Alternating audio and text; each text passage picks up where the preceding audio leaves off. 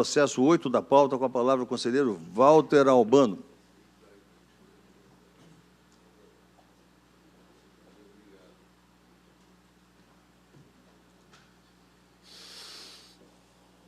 Senhor presidente, senhores conselheiros, senhor procurador-geral de contas.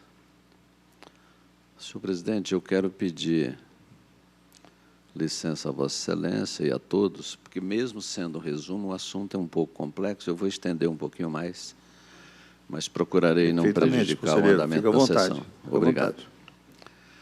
Trato o processo de auditoria de conformidade com o objetivo de avaliar a legalidade, legitimidade e economicidade de despesas médicas e hospitalares pagas por meio de alvará judicial no período 2014 a 2016, referentes a contas hospitalares e extra-hospitalares de 28 processos judiciais, divididos pelas seguintes modalidades de procedimentos e serviços de saúde. O primeiro, cirurgias na área de neurologia, cardiologia e ortopedia. O segundo, tratamento fora de domicílio. E, por último, serviços na modalidade home care. A SESEX de Saúde e Meio Ambiente, então vigente nessa estrutura, apontou irregularidades e eventuais responsáveis em cada processo. E o procurador de contas, o Dr. Getúlio Velasco Moreira Filho, por meio de pareceres individuais nos processos respectivos, 8 deles, observando as especificidades de cada um e em todos, opinou, em síntese, pela restituição de valores ao erário, pela expedição de determinações e recomendações, conforme detalhamento contido e constante do voto integral. De acordo com o relatório técnico consolidado, constante dos 8 processos, principal e apensos, houve pagamentos de despesas hospitalares realizados em valores superiores aos de mercado, caracterizando superfaturamentos da ordem de 8,78 milhões de reais, custeados pelo Fundo Estadual de Saúde de Mato Grosso, o FES, que é vinculado à Secretaria de Estado de Saúde. O relatório técnico consolidado apresentou ainda um panorama sobre gastos com a judicialização, destacando as principais causas das 2 irregularidades identificadas e que supostamente violaram os princípios constitucionais da legalidade, a economicidade, eficiência e efetividade no cumprimento das demandas judiciais em Mato Grosso e geraram impactos negativos no orçamento e na programação das ações de saúde daquela secretaria, apresentando ao final as propostas de encaminhamento. O processo foi pautado e encaminhado ao Tribunal Pleno para julgamento. E após a leitura da proposta de voto da então relatora e pedidos de vista do processo, houve a suspensão do julgamento por determinação da turma de câmaras cíveis reunidas de direito público e coletivo do Tribunal de Justiça de Mato Grosso, até que fosse julgado o recurso extraordinário 666094 do Supremo Tribunal Federal, que analisa a forma de pagamento de indenizações decorrentes de determinações judiciais na área de saúde. Em face da suspeição do conselheiro Guilherme Maluf, novo sorteio foi realizado, cabendo a mim a relatoria destas auditorias. É a síntese do relatório, senhor presidente.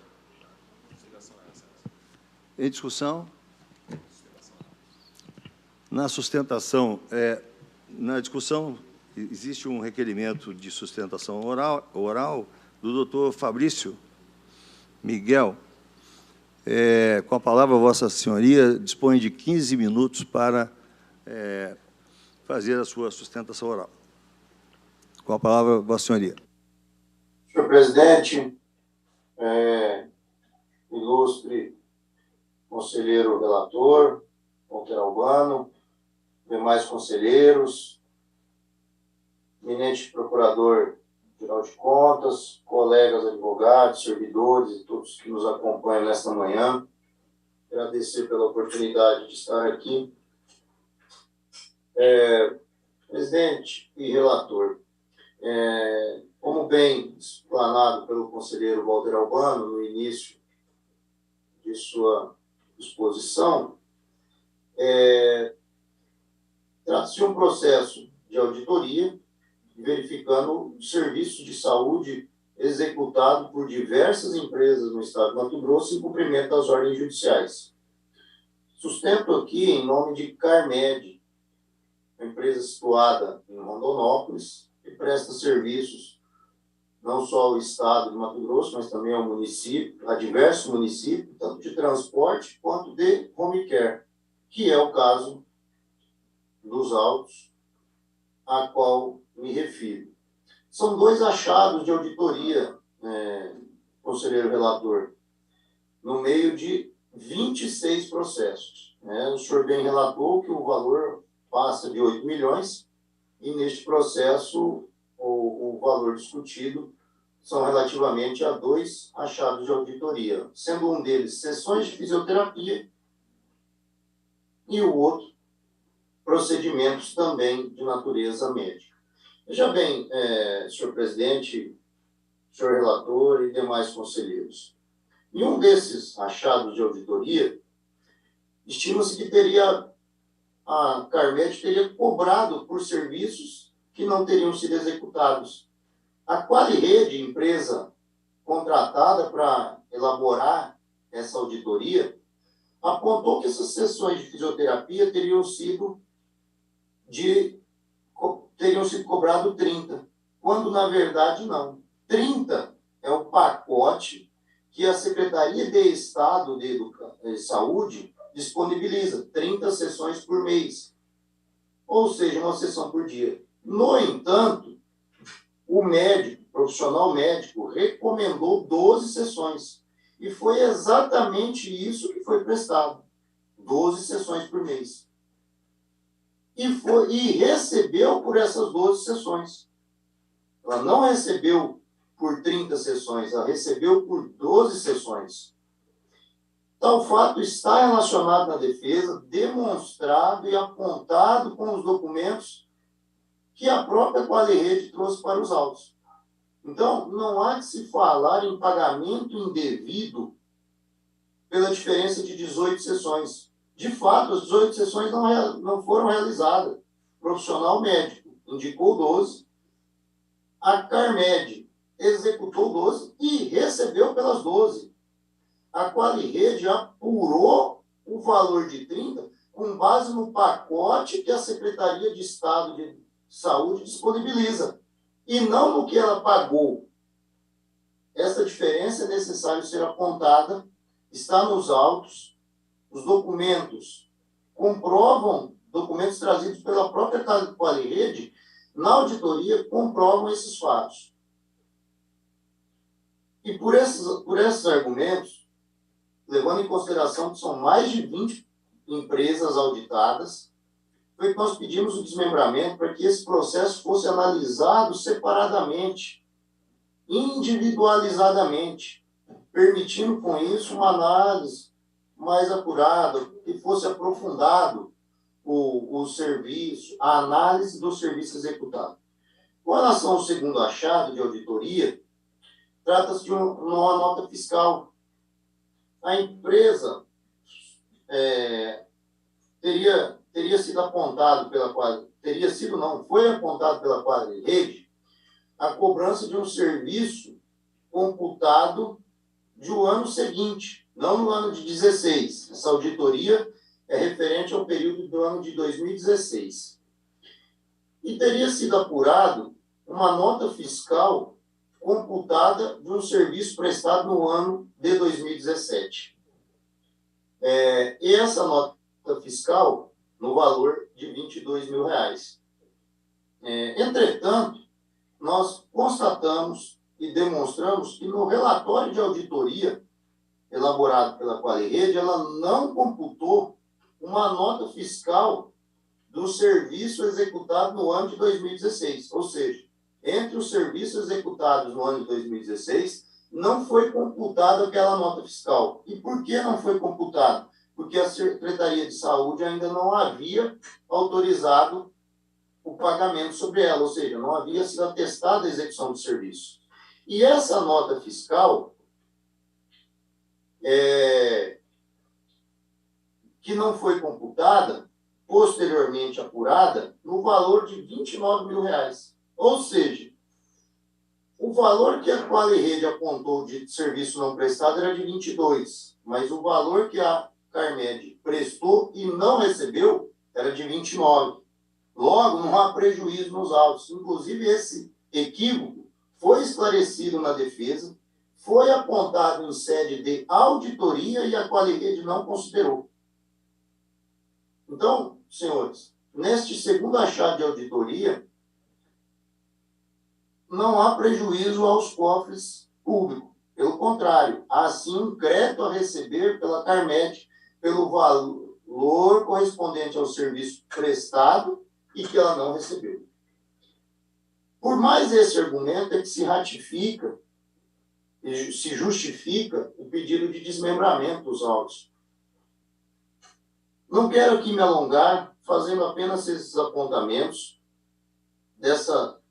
tanto no achado 1 quanto no achado 2, que se refere ao processo cumprimento da ordem judicial extraída dos autos do mandado de segurança, que também está anexo ao processo, né? Cito aqui, é o 62642 de 2014, e ficando assim demonstrado que, no cumprimento da ordem judicial, a Carmed não causou prejuízo ao Estado. Pelo contrário, demonstrado está nos autos que ela tem valores a receber deste serviço executado. E é por isso que se pede a regularidade, a análise da defesa com os argumentos, reconhecendo a inexistência de regularidade na prestação de serviço, bem como a inocorrência de pagamento indevido.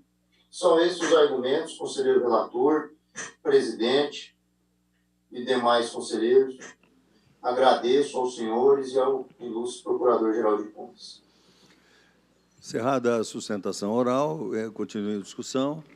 Excelência, não é discussão. Com a palavra, o nosso ilustre Procurador-Geral de Contas, doutor Adson Alencar. Muito obrigado, Excelência. Ouvi com atenção também a sustentação oral do doutor advogado. E eu faço uma reflexão, Excelência, não em relação à defesa muito bem apresentada pelo doutor, mas sim em uma reflexão decorrente da continuação deste julgamento que se encontra. Como bem relatado pelo conselheiro Walter Albano, relator, esse processo está em continuação de julgamento já há alguns meses. Já foram prolatados algumas propostas de voto anteriormente, Excelência. E apenas para afirmar a possibilidade e o entendimento do MP de Contas de que o prosseguimento do julgamento autoriza Vossas Excelências, como relatores, a reanalisar o caso e emitir um voto decorrente dessa análise, os conselheiros que estiverem aptos a fazê-lo. Como nós sabemos, no Poder Judiciário, a competência é atribuída a órgãos jurídicos, que são juízos que têm a competência de resolver e julgar os processos. Aqui no Tribunal de Contas, de forma semelhante, a competência para julgar processos decorre das relatorias, e não de um específico relator que atuou anteriormente em um determinado processo. De modo de que, neste processo em específico, Vossas Excelências, por estarem liderando a relatoria decorrente de suas competências, poderão emitir novos votos, mantendo ou alterando aqueles posicionamentos anteriores que foram pronunciados neste tribunal de forma anteriormente. Então, por segurança jurídica, o MP de Contas é favorável à continuação do julgamento, com a possibilidade de Vossas Excelências emitirem votos a partir de agora. É o parecer, senhor presidente. Continue em discussão. Encerrada a discussão. Em votação, conselheiro Walter Albano. Senhor presidente, eu primeiro quero agradecer o esclarecimento trazido aqui pelo ilustre Procurador-Geral quanto ao caminhar do devido processo legal. Eu trouxe um voto bastante exaustivo pelo menos na minha avaliação, senhores conselheiros, e penso, presidente, que a preocupação trazida aqui na sustentação oral esteja contemplada na decisão estratégica que eu trago sobre os processos como um todo. A especificidade trazida pelo representante, pelo ilustre advogado, representante de uma empresa, também eu penso está contido. Mas ressalvo desde já que, se ao final da votação, eventualmente, peço licença ao presidente, se eventualmente o representante entender que não está contemplado, eu peço que o advogado formalize para que a gente possa olhar o assunto específico. Aqui são vários processos na auditoria de conformidade, mas penso que estará contemplado. Mas eu faço essa ressalva agora para alargar um pouco mais aí o devido processo legal. Está certo, senhor presidente? Conselheiro, voto esclarecedor. Obrigado. Senhor presidente, desde logo, e agora muito mais fortalecido com o posicionamento do Procurador-Geral de Contas, não acolho a proposta de voto constante dos autos e, na condição de relator das auditorias, passo a proferir o meu voto. É grande o desafio de enfrentar tema tão complexo e de difícil solução como a judicialização da saúde. Cuidado extremo deve ser adotado para que este órgão de controle externo não extrapole suas competências em face da excepcionalidade das situações analisadas. Então, eu trago aqui já na primeira citação, o reconhecimento do volume, da complexidade da judicialização. Acho até uma situação, como cidadão, servidor público, principalmente, uma situação assim que desmantela muito os planejamentos e as administrações públicas no âmbito da condução da saúde.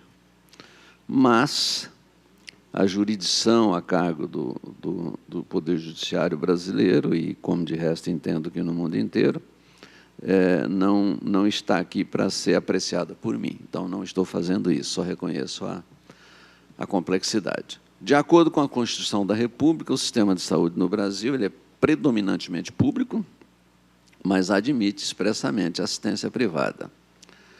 Assim, muito embora o modelo seja concebido originariamente para ser um serviço público, a participação da iniciativa privada tornou-se indispensável e, de regra, se dá de modo complementar, mediante um ato de natureza negocial, como contrato ou convênio, com adesão ao Sistema Único de Saúde brasileiro, conforme previsto aí na Constituição da República, de 88. Ou então suplementar, através de instituições privadas que atuam sob o regime de livre iniciativa, com vínculo negocial direto com a administração pública, também aí amparado pela Constituição brasileira. Para além disso, a Constituição da República prevê a possibilidade do poder público intervir na propriedade privada de bens e serviços, assegurada a indenização ulterior se houver dano ao particular. Da mesma forma, a Lei 80 de 90, conhecida como Lei Orgânica da Saúde, que regula em todo o território nacional as ações e serviços de saúde, também prevê que, para atendimento de necessidades coletivas, urgentes e transitórias, a autoridade competente da esfera administrativa correspondente poderá requisitar bens e serviços, tanto de pessoas naturais como de jurídicas, sendo-lhes assegurada justa indenização.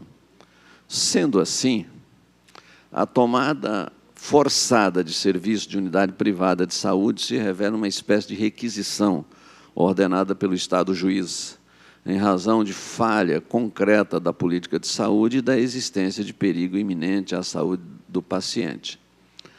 A imposição de uma obrigação de fazer restritiva de atividade privada resulta no dever de indenizar.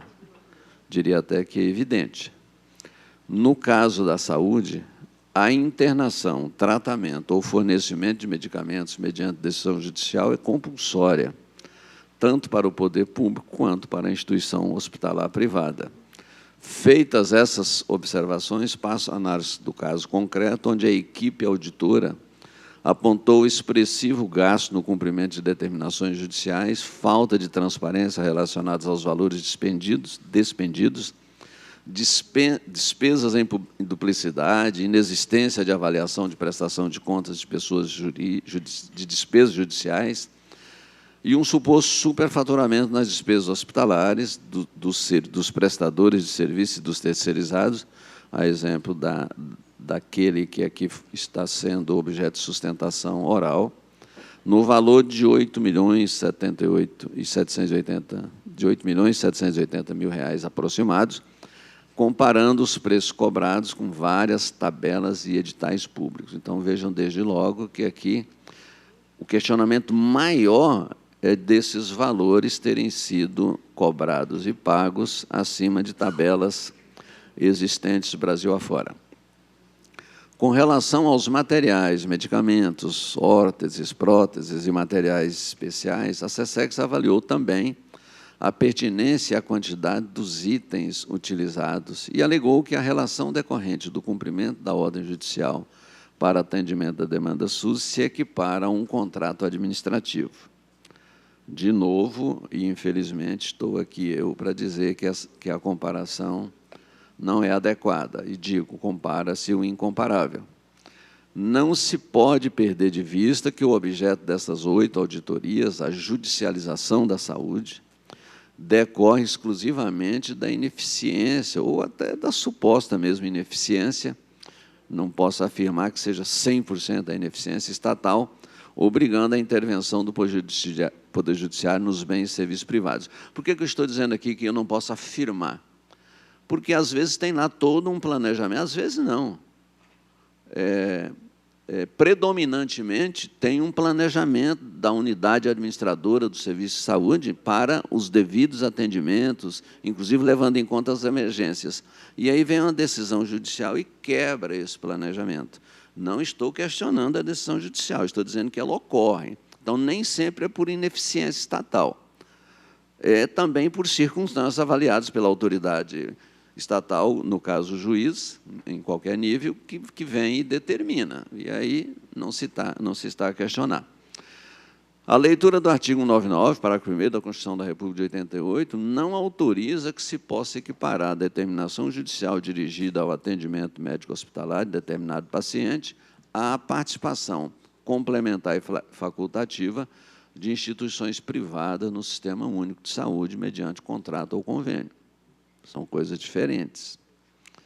As determinações judiciais nesse sentido não ocasionam, em absoluto, relações contratuais entre o poder público e a instituição privada, que pressupõe, no mínimo, a existência de contrato de direito público ou convênio, onde a autonomia da vontade do particular exerce importância decisiva para a celebração do pacto. Do particular, eu disse, mas eu quero dizer genericamente, de particular. Também não caracterizam relação de consumo, como afirmado pelo Ministério Público de Contas, data vênia, com a finalidade de demonstrar a responsabilidade objetiva de eventual fornecedor de insumos médicos hospitalares e a nulidade das disposições contratuais sob preço, onde o Estado seria a parte vulnerável. A relação, coloco aqui, inclusive, em destaque, a relação decorrente dessas ações e decisões judiciais é compulsória. As partes não têm escolha, não têm vontade. São obrigadas a cumprir a determinação exarada em sentença judicial, sob pena de incursão em tipos penais. Os pagamentos relativos aos serviços de atendimento a pacientes determinados judicialmente, por sua vez, são realizados por meio da liberação de alvarás judiciais.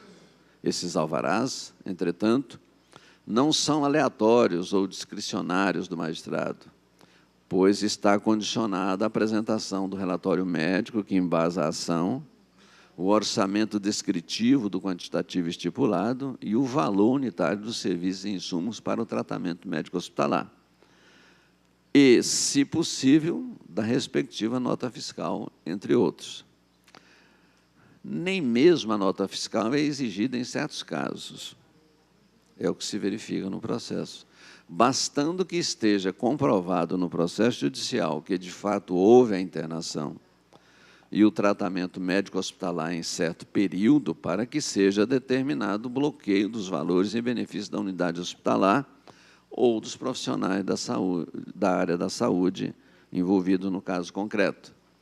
Nesse contexto, ao apontar o superfaturamento das despesas realizadas em função de determinada ação judicial e pagos por meio de alvarás, muitos deles ainda pendentes de pagamento pelo Estado, diga-se de passagem, se está a questionar, por meio de procedimento interno deste tribunal, o procedimento do controle externo, o próprio Poder Judiciário, que é quem expediu, extrapolando as competências constitucionais atribuídas ao órgão controle externo.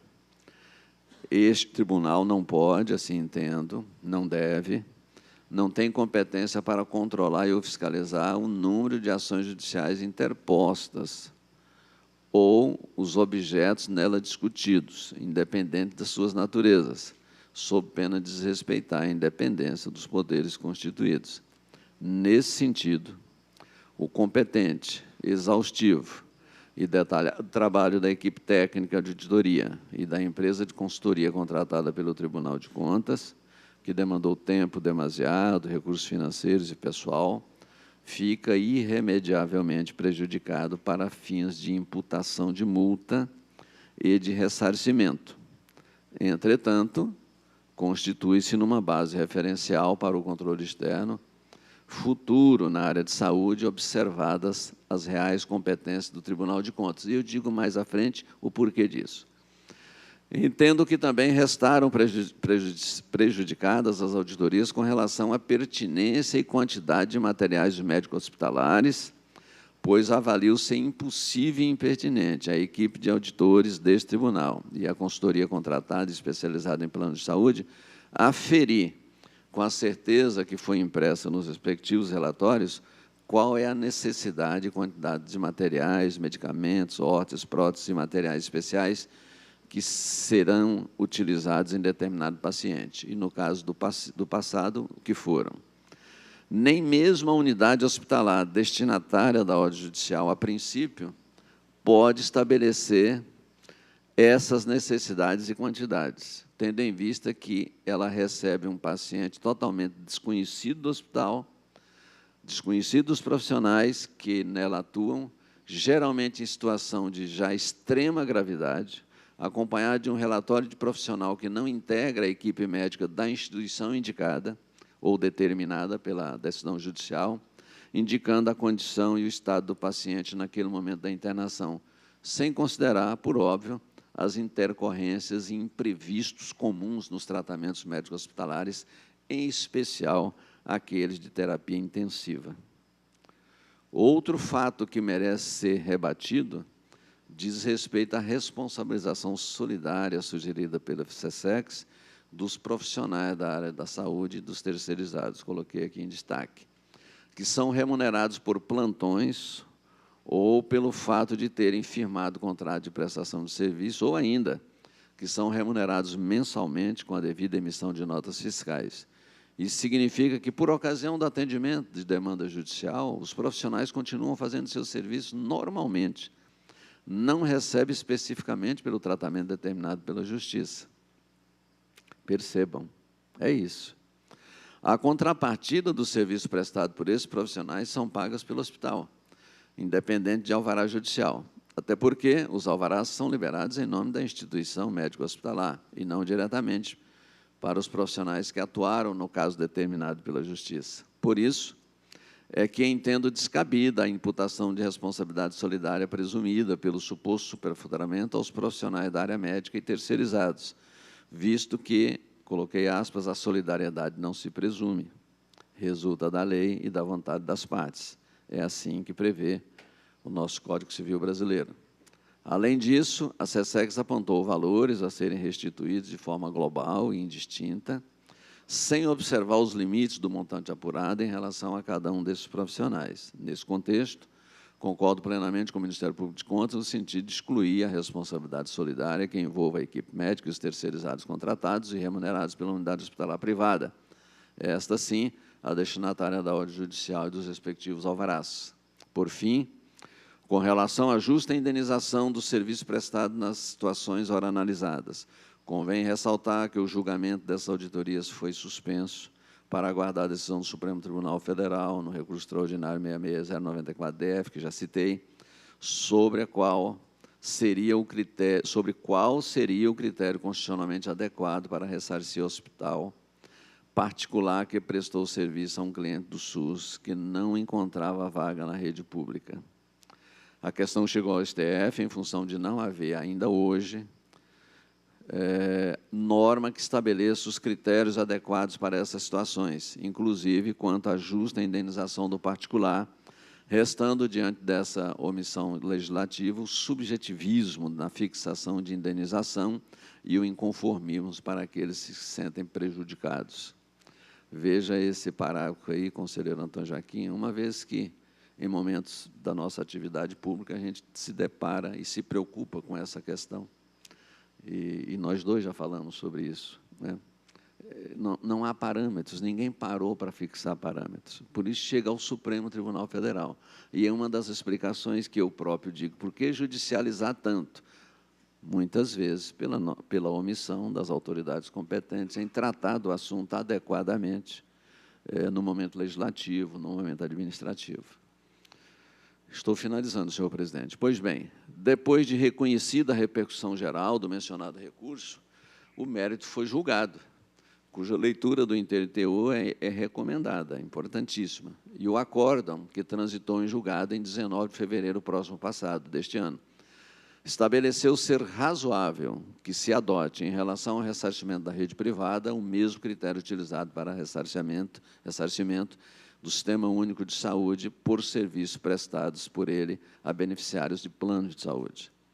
Assim, a partir de fevereiro de 2022, essa é a orientação da Corte Suprema do nosso país, que não pode ser aplicada, por óbvio, às ações interpostas e alvarás judiciais expedidos antes dessa data.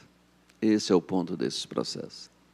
Entretanto, no caso dessas auditorias e dentro da competência atribuída a este Tribunal de Contas, fiscalizar a adequada aplicação de recursos públicos, considerando que os valores pagos foram determinados pelo Poder Judiciário em ações de expressiva complexidade, dou por prejudicado o achado relacionado ao suposto superfaturamento apurado pela equipe técnica que se utilizou de parâmetros equivocados, tais como edital 002/2011 da Secretaria de Saúde de Mato Grosso, edital de chamamento público 01 de 2016 e 2 de 2016 também do MT Saúde, conta aberta aprimorada, tabela compacta e tabela do Comitê Técnico Nacional de Produtos Médicos, quando, na verdade, deveria se basear em tabelas referenciais utilizadas na área de saúde, tais como as tabelas Simpro, que eu fiz questão de deixar aí a explicação breve, a Brasíndice e, por fim, a do Sindesmat, que é o Sindicato das Empresas de Saúde de Mato Grosso. Essa, sim, no nosso entendimento, é que tem proximidade com a realidade vivenciada pelo sistema e pelos particulares nesse caso. Diante disso, não acolho os pareceres do Ministério Público de Contas, em especial no que se refere à instauração de tomada de contas ou de auditorias complementares, a fim de estabelecer a correta materialidade e valor de eventual dano, assim como não acolho as recomendações e determinações legais em face do decorrer do tempo, que em alguns casos ultrapassa 7 anos, por desnecessárias e ineficientes nesse momento, assim entendo. Diante do exposto, conheço das auditorias e voto no sentido de considerá-las prejudicadas para fins de imputação de multa e de ressarcimento. Por não ser competência deste Tribunal de Contas questionar a sentença e alvará do Poder Judiciário sob pena de ingerência e invasão de competência atribuída ao poder constituído. Voto ainda pelo consequente arquivamento do processo e, por fim, comento, senhor presidente. Esse trabalho foi muito bem feito. É preciso expressar com letras grandiosas o nosso reconhecimento à equipe técnica, mas, e também à empresa consultora. Mas, só agora, o país tem esse parâmetro objetivo. E, a partir de agora, então, esse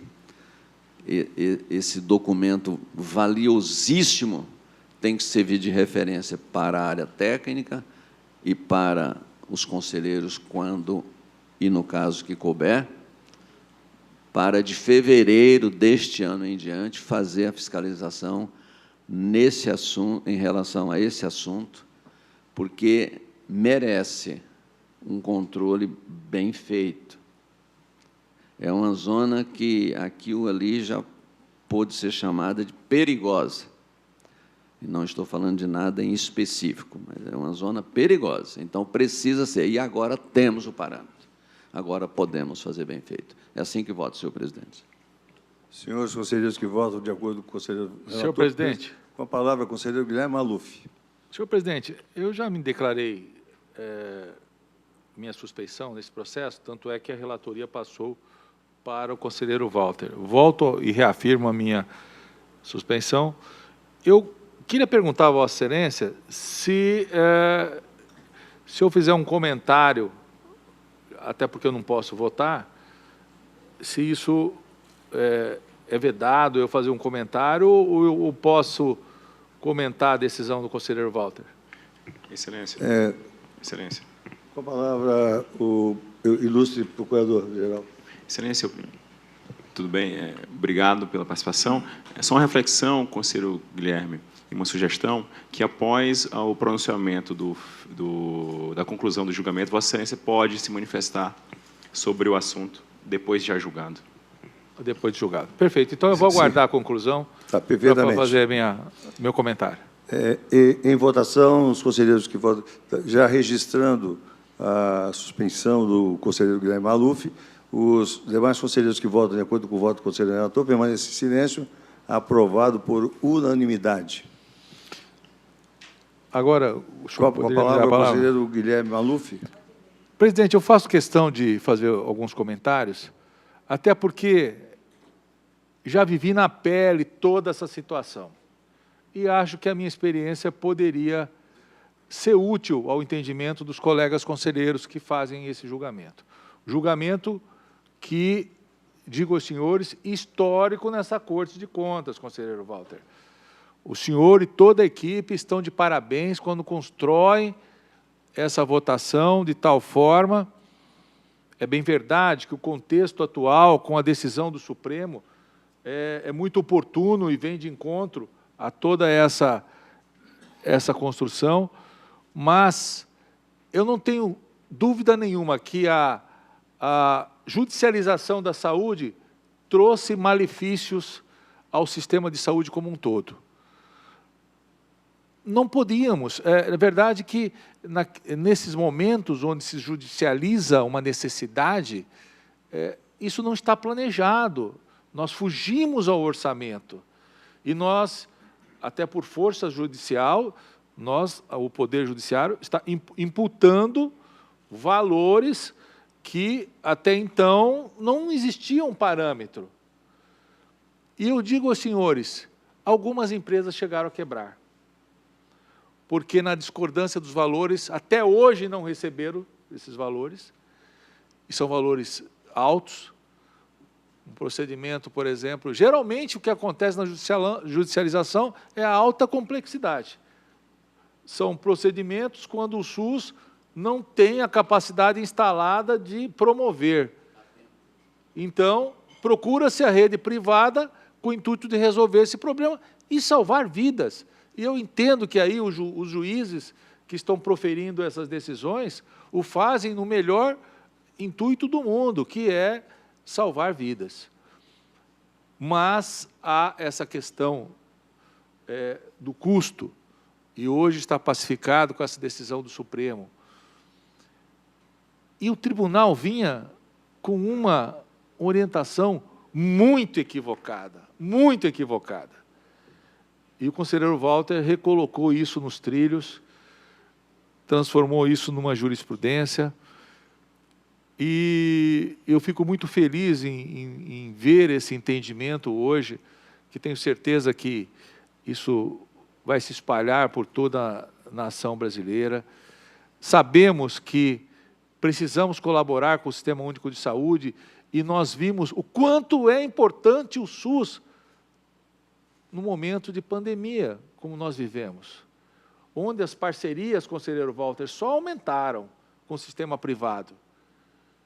Então, esse relacionamento essa rede de parcerias, é algo, talvez eu esteja sendo até muito contundente, é algo que o poder público não pode deixar de utilizar isso, em nenhum segmento. Mas na saúde, em especial, isso é importantíssimo, porque nós não temos recursos necessários para acompanhar os investimentos que a atividade privada tem no setor de saúde.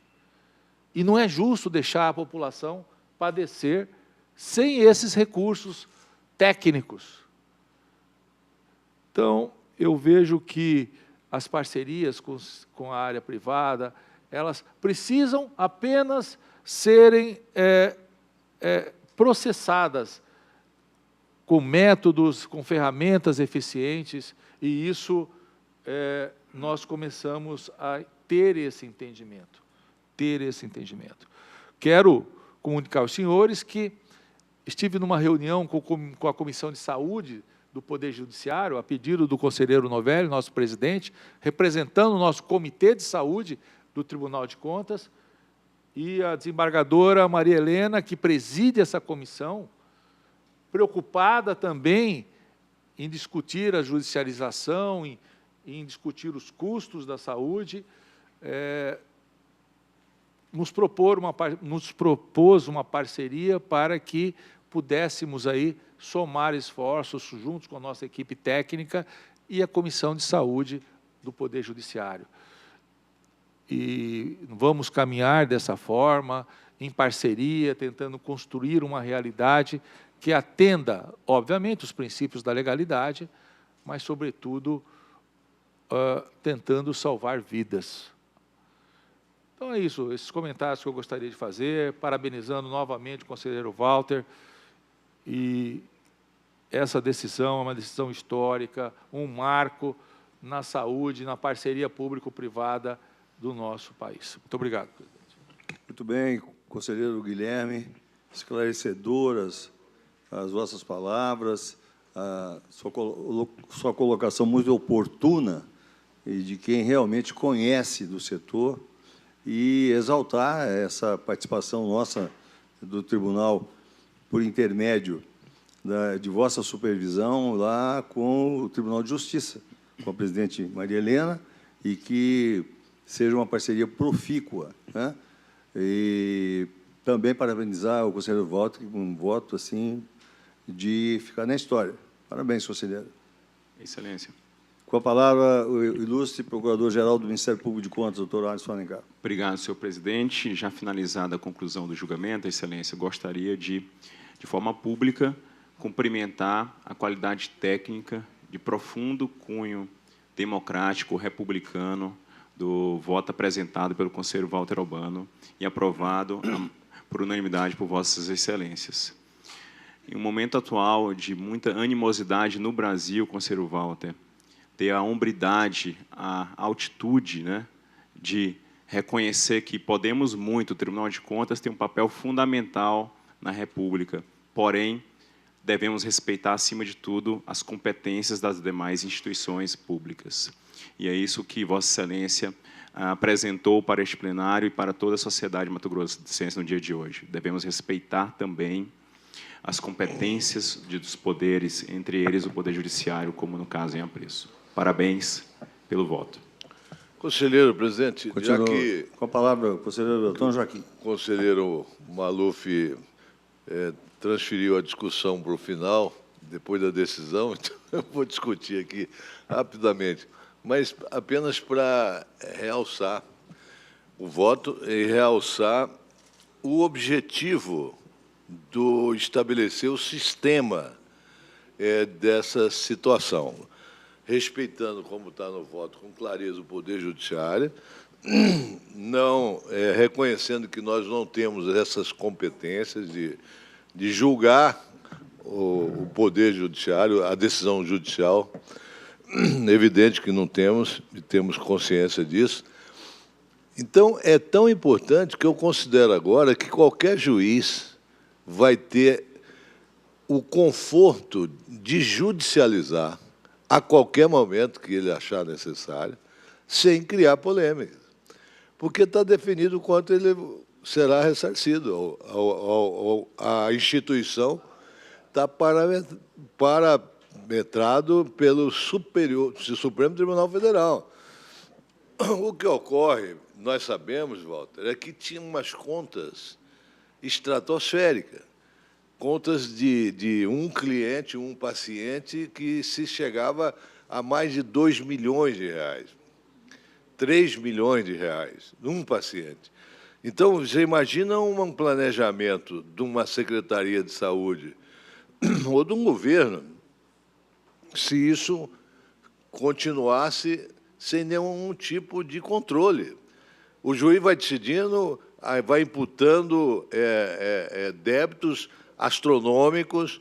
O Maluf coloca que chegou a quebrar empresas porque não recebeu em razão da polêmica do preço estabelecida, se é superfaturamento, se não é, não se cabe discutir aqui, mas a verdade é que criou esse imbróglio, essa situação que eu chamo de lambança. Então, agora não, qualquer juiz toca a judicialização, que não vai colocar em risco nenhum tipo de empresa para se quebrar, porque ele vai ter que atender o pessoal, o paciente, e sabe quanto vai receber.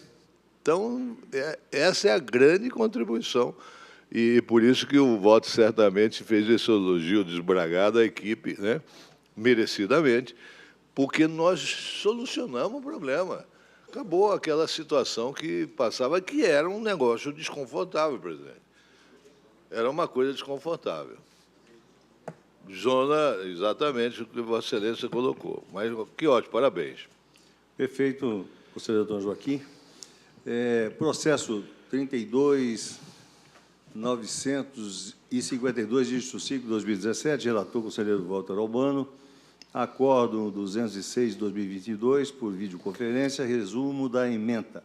Secretaria de Estado de Saúde de Mato Grosso, auditoria de conformidade, judicialização de serviços de saúde em Mato Grosso. A auditoria prejudicada, incompetência,